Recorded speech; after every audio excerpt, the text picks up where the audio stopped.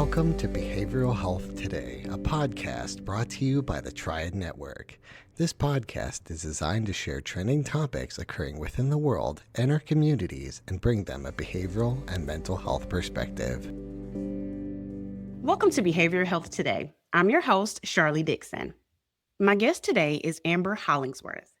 Amber is a master addiction counselor who built a global movement by breaking the traditional rules of recovery. As the founder of Hope for Families Method and the voice behind the massive Put the Shovel Down YouTube community, she specializes in teaching families how to outsmart addiction without relying on ultimatums or hitting bottom. Today, she's helping thousands of people worldwide protect their own well-being while effectively influencing their loved ones to seek help.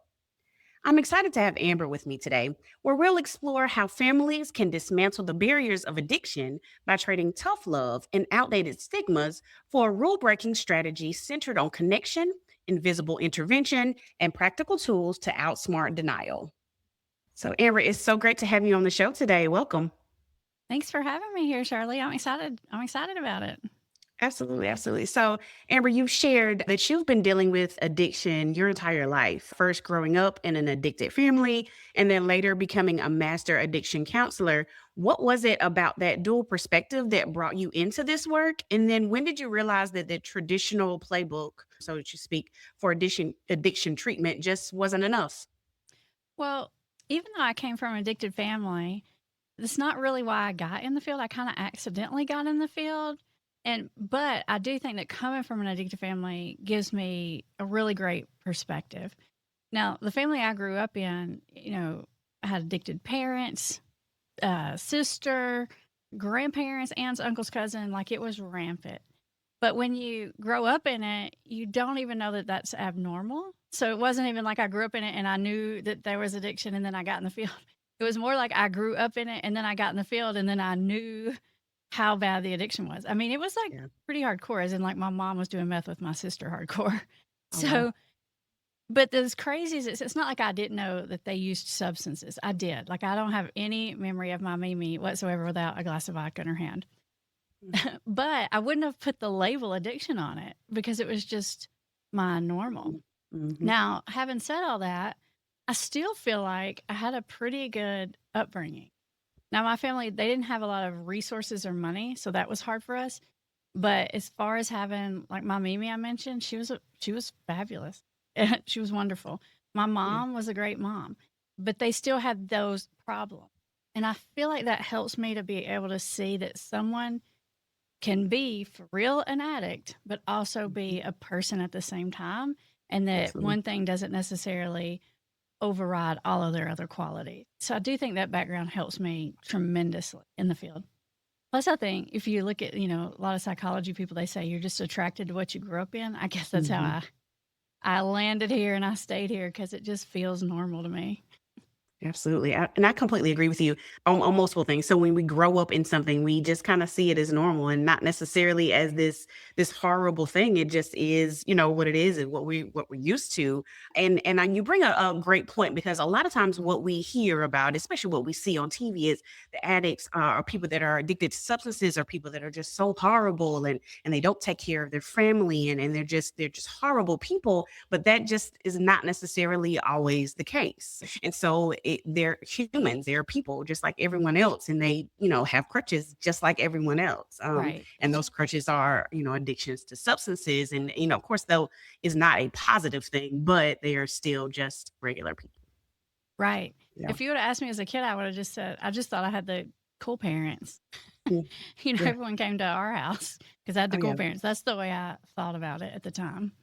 Absolutely, absolutely. So, and speaking of it like that, and I mentioned stigma for a reason, because in the context of public health, stigma is, people, we use that word to say, okay, well, an addict is this type of person, and they're going to do these horrible things, and we have to use tough love, and they're going to get to the bottom, and we have to wait for them to get there, and we have to use this tough love and not support them, and wait for them to get to this horrible place before we can offer them support and help. Why do you believe that these traditional approaches often create more barriers to, to access or to recovery? Well, if you just look at the definition of addiction, the most basic definition is continues to do something despite the consequences. So the idea that we have that if a person has enough consequences, they're going to stop sort of goes against our thinking about what the word even means. Now, I do think that things have to get uncomfortable for someone that has an addiction, like the scale has to tip, the pros and the cons. And that can create sort of little, what I call moments of clarity, where people start to think, you know what, I'm going to do something different. I need to stop this or whatever. You know, have these little moments where they see things clear. But it doesn't necessarily make someone stop. I do think there's like an optimal amount of consequences. But when you get too far in, I think it's really a lot harder to bring someone back from. Like, someone's already lost their children. If someone's been to prison and now they can't even get another job. If someone's already living on the streets, that can become their new normal. And they actually get comfortable with it and they don't have anything left to lose. So I feel like at a certain point of consequences, it's almost sort of counterproductive. It's not impossible, but really difficult to bring people back from that amount of consequences. So waiting for that bottom thing, I'm just not a fan of. I think it's not necessary, and it can be really harmful. And the way that it can be the most harmful is because the family members who have these addicted loved ones, they get the impression that they need to force and expedite this whole bottom thing. Mm-hmm. So they start like pushing them out and like cutting them off financially, emotionally, putting them on the street, because they think that this person's going to wake up, you know, suddenly have this wake up call and that they're going to stop. Well, that's not really the case. I can pretty much guarantee that if you throw someone out of your house as an addict, it's going to get worse, not better. Now, that's not me saying you shouldn't throw them out.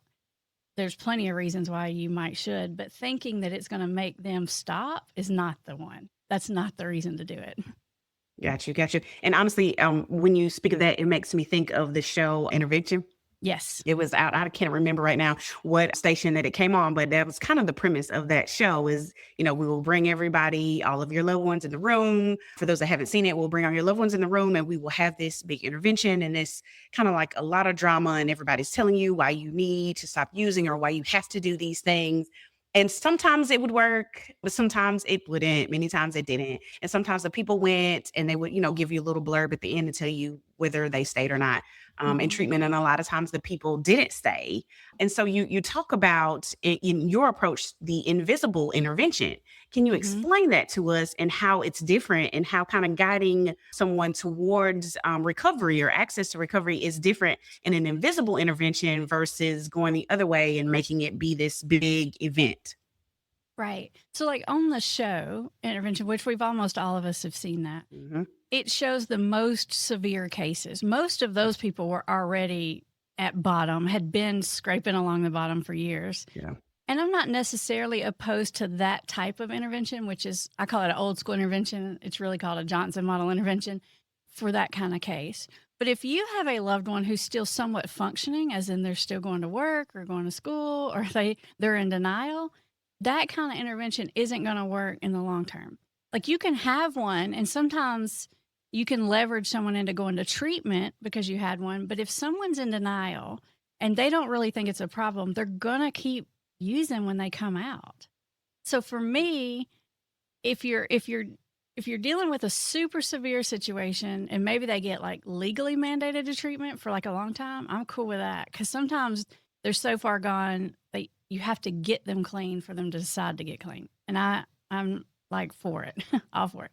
But when you got a person who doesn't think they have a problem, and then you have that kind of intervention, number one, it traumatizes them. And sometimes they just don't even get over it, because I know it seems crazy, but they, you know, having dealt with people who have addictions, they feel like, oh my gosh, like everyone in my life was talking secretly behind me and confronting me like that. Can be quite traumatizing, and they can have a hard time getting over it.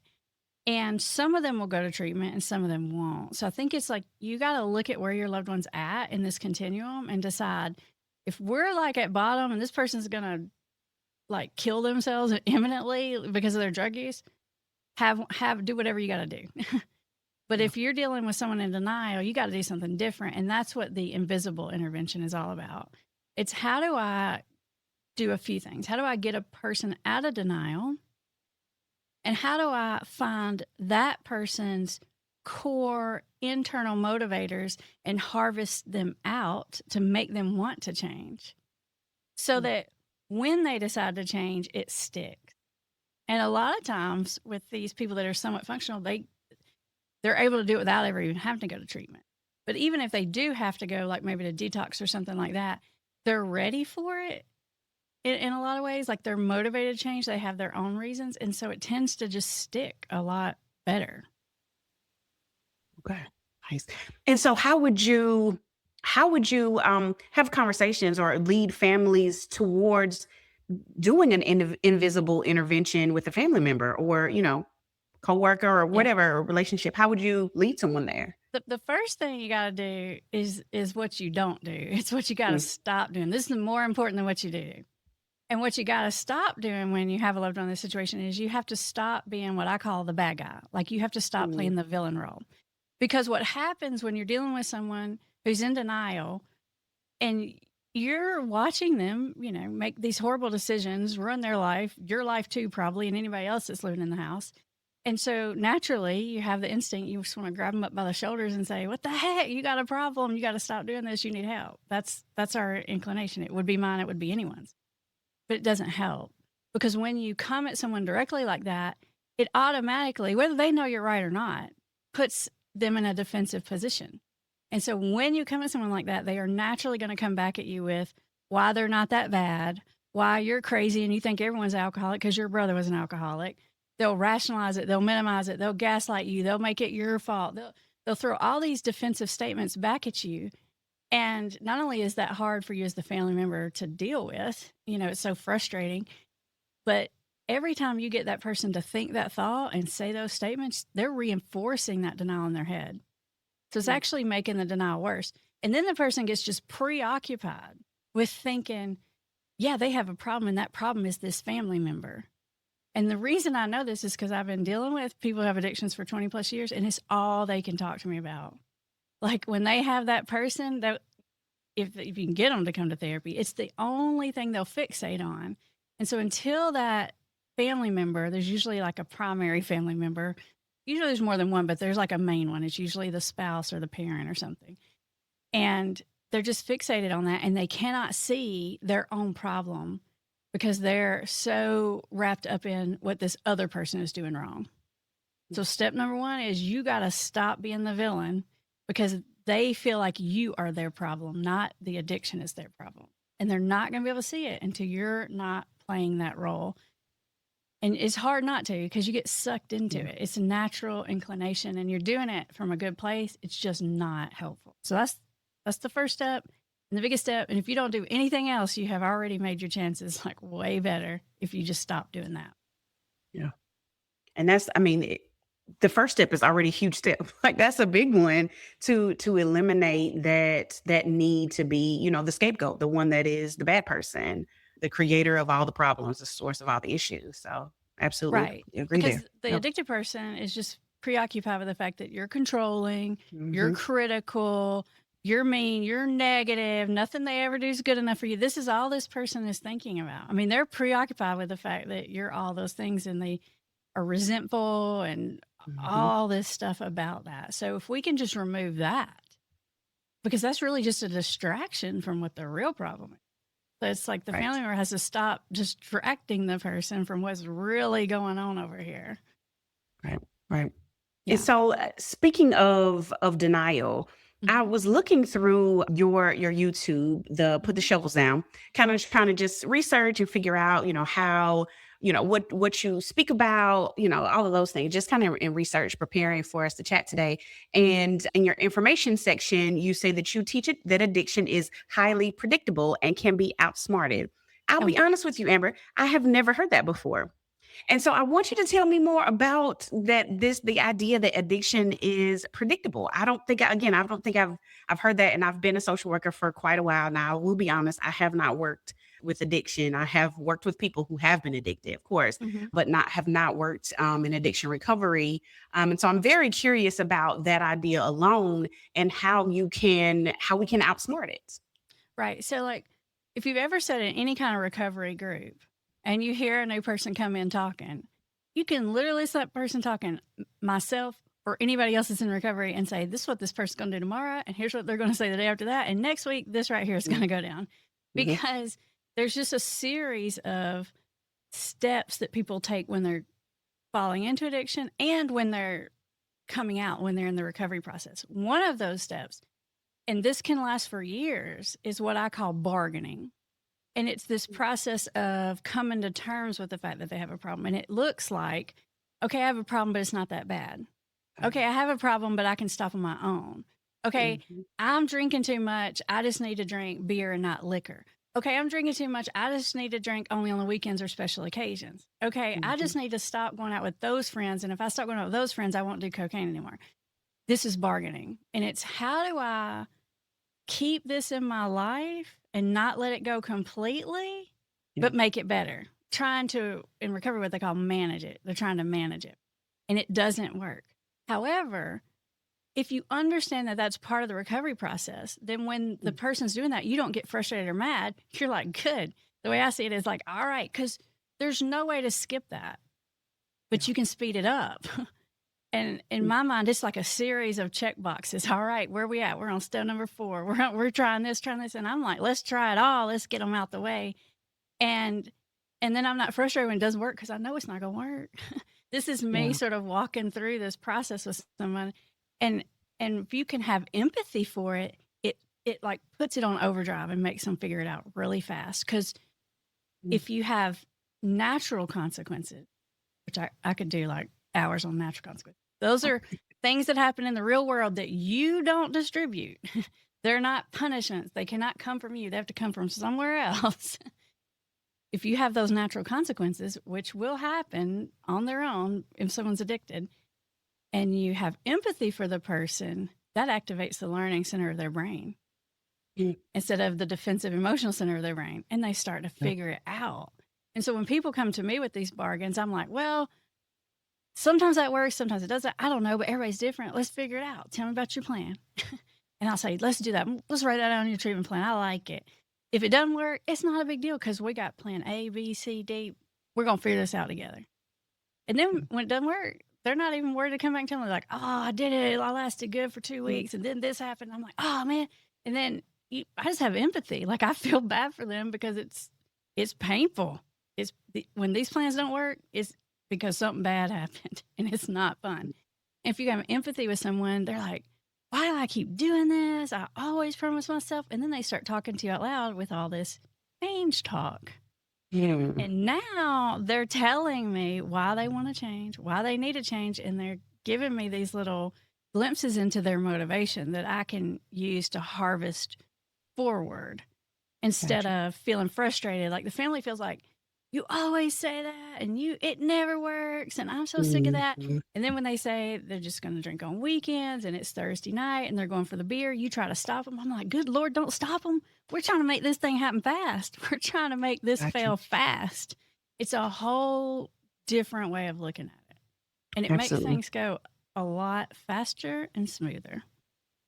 Absolutely. And honestly, I hadn't heard it really discussed in that way, like really kind of leaning into or providing empathy into that level, I guess, of the mess that they're kind of creating, like leaning into it, like, oh, okay, this is what it is. Like you said that this is a plan that you're going with. Let's go with this plan. Okay. Because you're right. It shows the people that I'm in this with you. I will go where you were going. And it really allows, clients to be more open with you when it doesn't go the way that they think it will. Right. And if you think about it, it's just what therapists do with any issue, right? It's what we do. We walk alongside and we know that helps people figure it out faster. It helps them be honest with you faster, which means they gain insight faster and all of these things. What family members typically want to do is they want to protect the person from all these outside natural consequences. They want to hire the lawyer. They want to pay for an extra semester of school. They want to do all the things, right? But inside the context of the relationship, they're mad at the person and they're resentful and they're critical and they're harping and they're negative. And that creates the exact opposite situation because the family member's usually holding this person's life together, by the skin of their teeth or something. Yeah. So it gives them the impression that their life is fine. Their only problem is you, because you're always negative and mean and controlling and whatever. And we got to reverse that. So my thing is you have to let the natural consequences fall and you be the good guy whenever possible. It's not always possible. Like if this is your husband and you got children, you cannot let your children get in the car if he's drunk driving. Yeah. There are limits, there's safety limits. But outside of that, you let those balls drop and you have empathy, and a person will figure it out way faster than they will otherwise. Interesting. Again, that's a serious mindset shift, because even the public health way of looking at denial and all of this is to like push against it. It's Right. not to kind of go along with it and allow it to develop on its own. Right. To like I said, to allow it to develop instead of seeing it as a signal, or using it to using it as a communication strategy, and not necessarily as a way to help them develop and change. So Right. that is the But hard part. if we think about it though, it makes complete sense to us, just It all does. naturally as human beings. Like if we think about it like this, it's not even the things I teach are not addiction specific. I just teach them for that, but they're just Mhm. human specific. They're motivation specific. So like if you do something wrong and you're in the wrong, let's say you're late to work for the 10th time or something, right? And you come in and your supervisor chastises you for it. You may know you're in the wrong. You may feel terrible about it, but what's going to happen? You're going to feel resentful. You're going to be like, but you don't understand. And I got kids and there was traffic and blah, blah, blah, blah. And you're going to have all these defensive thoughts. And all day long, you're going to be stewing in that resentment. And what are you going to be thinking about? Not how am I going to solve this problem, but like, I need to get the heck out of here. I hate my boss. I hate this job. That's a natural human reflex. And so we just have to Mhm. understand and use what we know about psychology and start working with it instead of against it. The hard part is that when you're watching someone make these terrible decisions, Yes. you get in fear mode. And because you're in fear mode, you start making all the wrong decisions about how to interact with it. Absolutely. Yeah. Yeah.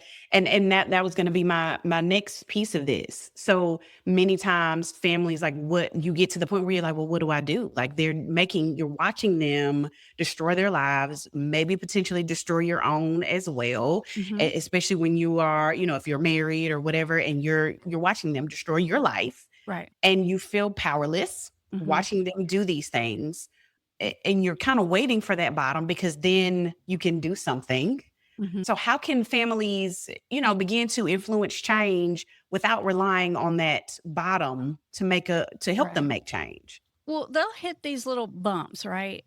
And some of them will be bigger than others. They'll hit these, hit the wall and something will happen. Maybe it's just that they drank too much and they just feel like dog crap and they're so sick of going to work feeling like dog crap. It can be small like that. It can be like I got a DUI. It can be any number of things. It can be I spent my whole paycheck in the weekend and now how am I going to pay my bills? It can be any of those things.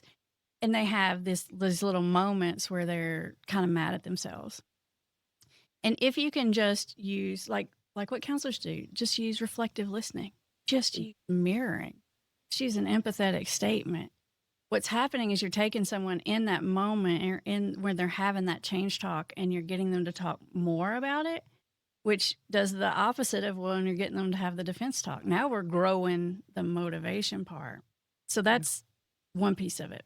There are some other pieces of it. Like, for example, like let's say this is your husband and you're watching them, drink more and more and more. Your natural inclination is going to be to say something like, you're setting a bad influence for our kids. Our kids are waking up. You're passed out on the couch and it's in the morning. You got like a beer spilled on the floor. What the heck? That's what you're going to want to say to your husband. If you wait and catch your husband in a good parenting moment, like in a good father moment or something, and you say, one of the things I've always loved about you is how you put the family and the kids first. And I know that seems crazy, but if you do that, like several things happen here. Number one, you just got like a lot of what I call credit points. So once you're out of the bad guy role, you start building credit, like your credit score. Like in our invisible intervention, I teach people how to keep score. Like you need at least 700. Like if you're going to buy a house, you need to be in the 700s at least. I'm like, you can't cash nothing until you're 700. So you get a lot of points for a statement like that. But also, it reminds this person of who they are. So one of the things we look for is, what does this person value? What do they care about? Do they care about making a lot of money? Great. Do they care about their appearance? Great. Do they care about their reputation? Fabulous. Do they care about being a good parent? What is it? What do they care about? find those values that that person has and comment on them in a positive reinforcement way. And it raises that up in their consciousness of this is who I am and you're right. And you know what they have? They have this thought that immediately when you say that, they think to themselves what they're doing wrong. Like when someone says, "Oh, Sharlee, I love your shirt." You naturally want to be like, "Oh, this thing, I got this at Target on clearance for $5. Oh my gosh." And you just want to downplay it, right? Because immediately when someone comes at us like that, our humility kicks in. And so when you come at your partner, your kid, whoever it is like that, they start, well, yeah, but not really, because guess what I'm doing over here? They may not say that to you out loud, but they naturally have that thought. And then when they fall short of living to their value system, they just notice, because now you've brought it right up here to the front of the consciousness. See, these are all these little things you can do to expedite this process. The problem is that everything I teach people to do goes, I'm like, whatever your gut tells you to do, what I'm telling you to do is opposite of that. Yeah. So Yeah. if you don't know what to do, think about what you want to do, and what would be the Do the opposite of that? opposite of Do that. That's so right, because we want to point out the negative or the things that we want people to change. For whatever reason, it's just easier for us to do that. And so for that partner or parent that might be listening who is kind of terrified to start that confrontation, or for the things that they say to be viewed in a negative way, maybe if they don't know how to give that positive reinforcement, maybe it's been a long time since they've been able to point out something positive to their partner, to their child. What is a practical way to start a positive conversation with their family member? Well, sometimes it is hard because sometimes they haven't done anything good in a while, right? Yeah, yeah. I mean, that's real. And Yeah. I say, I don't care what you got to do. If you got to make it, if you got to take something this big, you got to make it this big, whatever it is, it's a seed, and I want you to put some water on it because we're growing it, right? Like, Yeah. I don't care. Find something. But a good way to do that is like let's say this is not your husband, but like your wife, and she's cooking dinner, right? Now, there's sort of levels of positive reinforcement. You can say, "Oh, dinner was great. Thanks, babe." That's wonderful. Who doesn't want to hear that, right? That's points right there. But you could say, because let's say this wife cooks for the family every night, right? And she makes sure everybody has their favorite thing or whatever. Everybody's happy, right? What does that say about what this person values, right? It says something strong. If you can speak to that value in that person, man, you just sledgehammered the right button, right? Because you can say, you are always so considerate. You always put your family first. You always make sure we all have exactly what we need, and you put so much time and energy into it. I don't know what we do without you. Oh my goodness. Think about what happens in that person. Think about what happened to you if you heard something like that, right? Because it feels like you're being seen on like a deeper level. Yeah. And it makes this person, first of all, it makes this person respond nice to you, which makes being nice to them a whole lot easier. So immediately when you start using my techniques, they're not going to stop using immediately, but they'll like really quickly change how they're interacting with you. Very, like almost immediately. And now it becomes easier, right? Now we got some of them in the right way. And you're reminding this person of who they really are in their core, instead of trying to tell them how they're screwing up and how they're messing up and how they're the worst. And it just doesn't work with people, right? It just makes them defensive, or it just makes them want to get away from you. Or the worst possible case is they could totally believe you.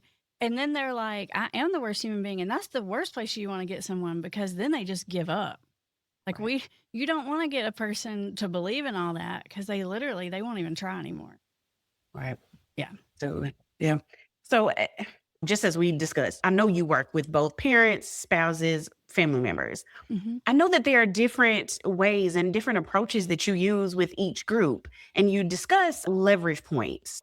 First of all, let's talk about what leverage points are, and how do you work with each group differently with those leverage points, and how does your approach differ when trying to navigate, with each different group?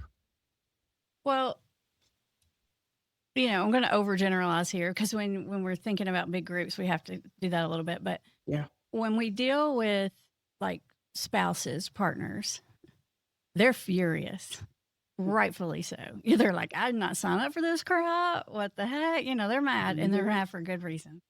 When we deal with parents, the parents are desperate and scared for good reasons. Like This is scary stuff. This is real world stuff that ends badly, like legitimately. And so you understanding what state of mind the person that you're dealing with is in, the family members coming from, is really important. And then as far as leveraging goes, I'm not a big fan of ultimatums. Like, if you don't go to treatment, you can't live here, whatever. If you don't stop drinking, I'm going to divorce you, whatever. Those usually blow up in your face, because usually when you're given an ultimatum, you've been in the bad guy role for a long time. And especially with a partner, they secretly wish you would leave, because then they could drink like they want to drink, smoke like they want to smoke, do what they want to do. So when you're saying, I'm going to leave you, they may or may not say it to you out loud, but they're like, thank God. Right. So it doesn't work. So you can leverage someone like that, but it's just as likely to blow up in your face, maybe more likely to blow up in your face than it is to produce a good result for you, right? Mm-hmm. Sometimes you do have to draw a line. Sometimes you do have to put someone out of your house. Sometimes you do have to divorce someone. I'm not against that at all. I'm just saying, as far as trying to think that if I'm going to throw this big leverage ultimatum point out there, that you're going to now wake up call and get it. That's not the reason to do it. The reason to do it would be reasons for you, not really reasons about them. So I'm not the biggest fan of like leveraging that kind of thing necessarily, unless you really mean it. I'm like, you cannot bluff this. If you're going to throw it out there, you got to like really be in your heart, like knowing that you're going to have to do this and be fully ready. And with parents, especially, they're usually not really ready to like really hold the line. It's usually a bluff. So don't bluff whatever you do, right? Yeah. And I'm also not a fan of like these big like home contract rules. Like sometimes when people leave treatment, they'll have a person like do this whole big home contract with their family. Family members get crazy. They write this down. They get a freaking notary. They got like spreadsheets. They get like ridiculous about this stuff. And I'm like, all you do with that is back yourself into a corner. Because if you think because an addict agreed to do something and put their name on something that's going to stop them, you have deluded yourself. Now, what they will do is they'll hold your butt to the line to the T, right? Like if you say, if you fail one drug test, whatever's going to happen. This person could be high in front of you every day and you know it, but they're still passing these drug tests because there's a lot of ways to do that. Yeah. And you know good and well they're totally messed up all the time. But now they haven't failed a drug screen because now you've done put it in the home contract. They were like, I didn't fail no drug screen. You can't prove it. So they'll hold you to the line, but it's not going to hold them to the line. So you got to be really careful about like leveraging. Yeah. Yeah. You get yourself in a lot of trouble with that. And like you mentioned, you have to be very careful when you're leveraging things. Yeah, you got to like really mean it. And you got to be doing it from a place of not, I'm doing this because I think it's going to make them change, but like, I'm doing this because I can't have this in my house. I cannot live like this. Yeah. I'm done. Like, that's a real good reason to do it. Right. I'm totally fine with that. Right. And the reason needs to be for you. Using it as a threat, as an ultimatum, as a bluff. It just blows up on you when you do that. Absolutely. Okay. So I know that in addiction recovery, it is not just I have gone to treatment, I am recovered, I am no longer an addict.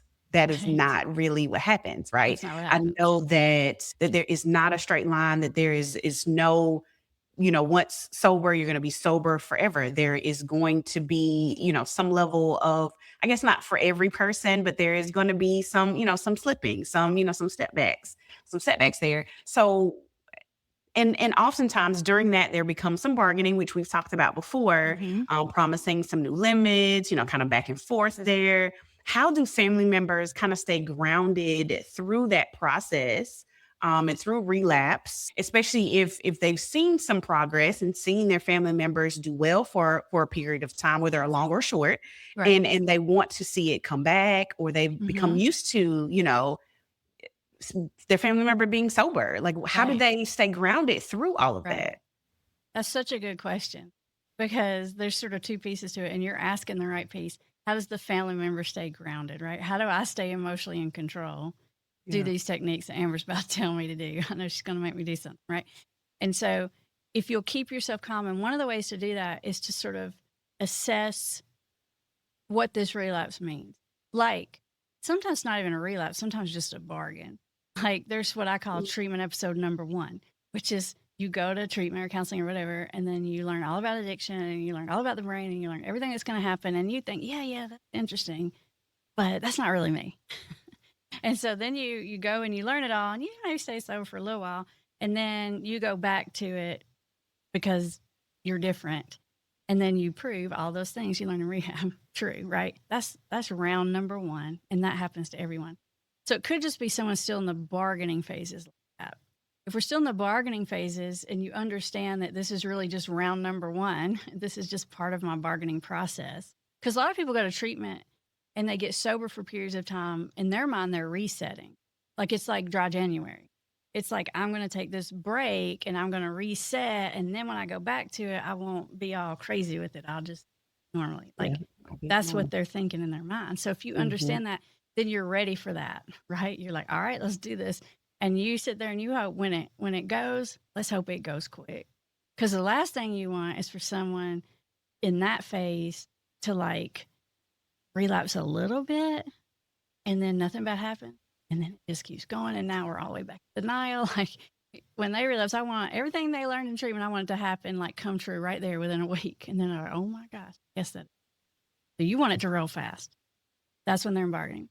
If it's truly more of like what I would call a relapse, like a person has really been doing well, like they get it, they're really trying to stay sober, and they have some time under their belt and they fall back, then I go into what I call damage control mode.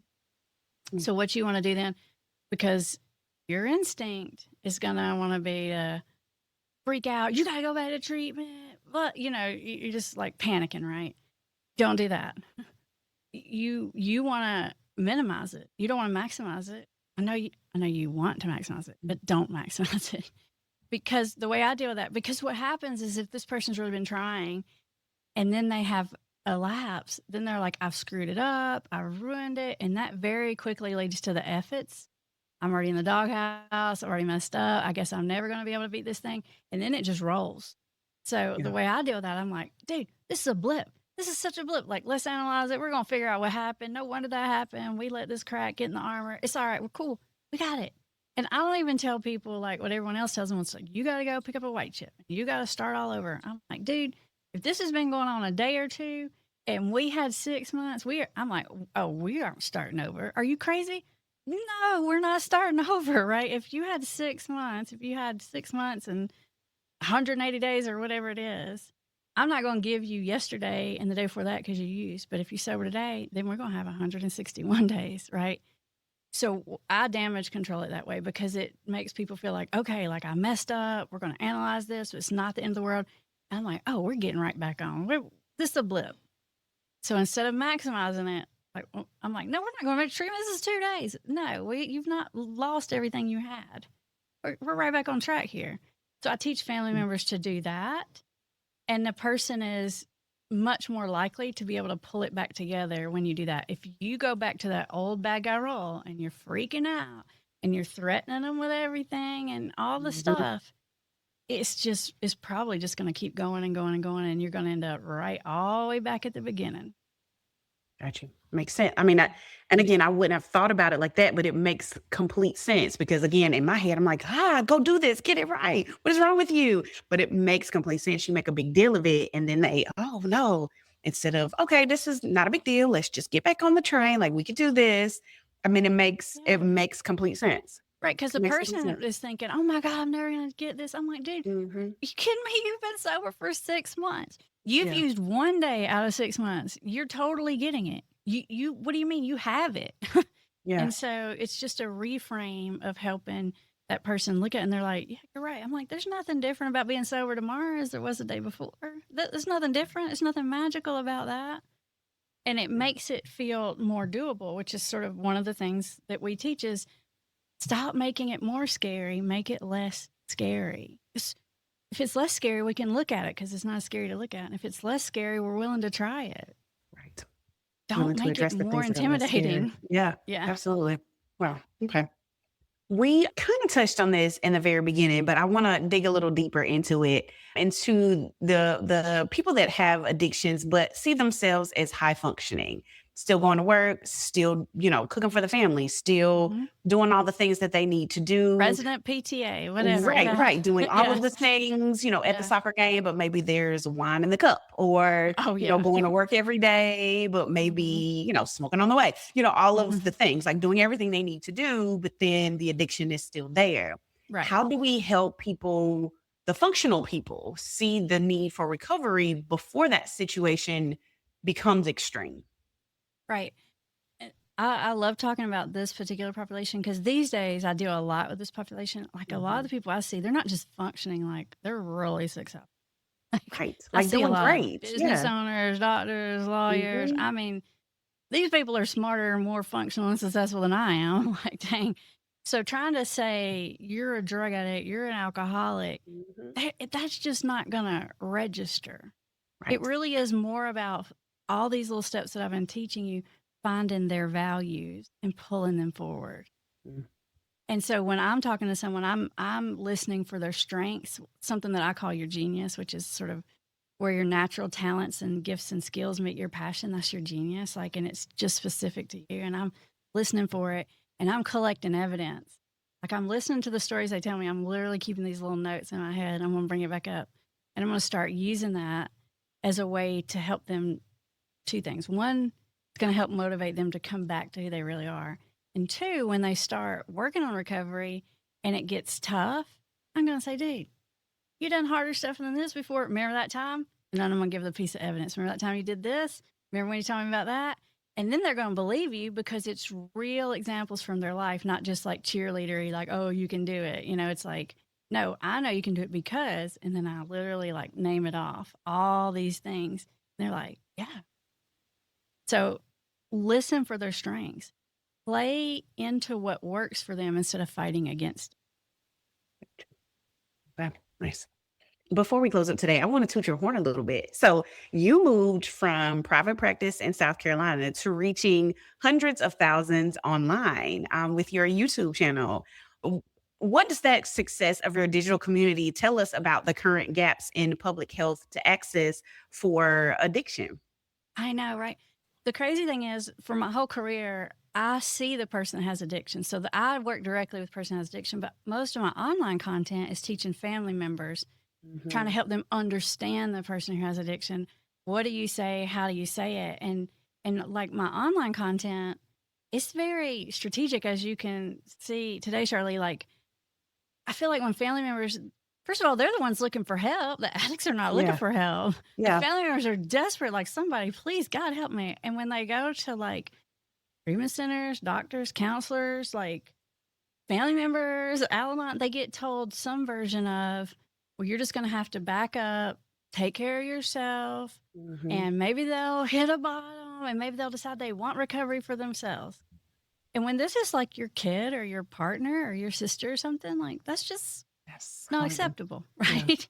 And so the YouTube channel is all about helping people have real strategy. Instead of telling them that they're powerless, say you're powerful and this is how I want you to do it. I want you to say these exact things in this tone on this day. And Hmm. it's like, because when you're in crisis, you want to know, like, what do I do? You don't need more of how do you feel? We know how you feel. Yeah. Horrible, right? Yeah. It's like, what do I do? And that's what the YouTube channel is all about. And I think that's why people take to it so much because they're not getting a lot of messages like that.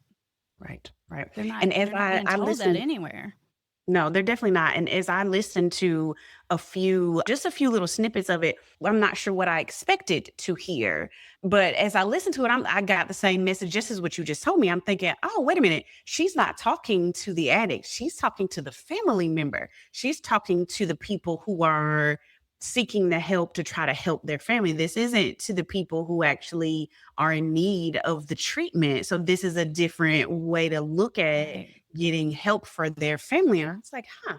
So she's Yeah. tapping into something that nobody else is doing. This is an untapped market, so to speak, because Mhm. there aren't very many things that are saying, I hear what you're saying. I understand where you're coming from as a family member. This is what you say. Right. Yeah. There's really just not. Now I do have content on there. Probably 20-30% of my content is specifically for the person who has addiction, but the majority of it's for the family members because there's nothing for them. Yeah. I Yeah. mean, Yeah.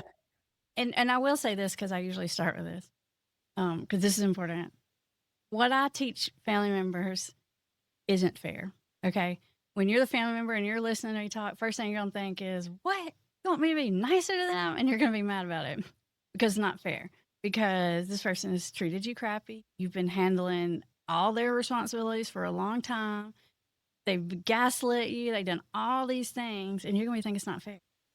I'll tell you, you're right. Everything I teach you is 100% not fair, and I'm asking you once again to be the bigger person, say the nice thing, and do it this way when you don't deserve to have to do that, and they probably don't deserve that treatment from you. So what I say Yeah. is not about what's fair; it's about what works. So, Mm. and not everyone needs to stay and do this. Some people just need to they do need to cut ties and take care of themselves. But if you want to stay and you want to fix, this is how you. Yeah. Absolutely. Okay. So as we get to start to wrap up today, for those who are ready to put the shovel down, as you say, and start to rebuild the relationships, where's the best place for them to find the tools and to join your community? Sure. Well, I think YouTube is the best place. I mean, we have a website, we have all the, social medias, but YouTube is the best place. There's thousands of videos there, no matter which side of this issue you're on. There's every angle. We look at it from every single angle, and there's something there for you, and it's totally free. So go there first. If you're ready for more than that, we have online courses.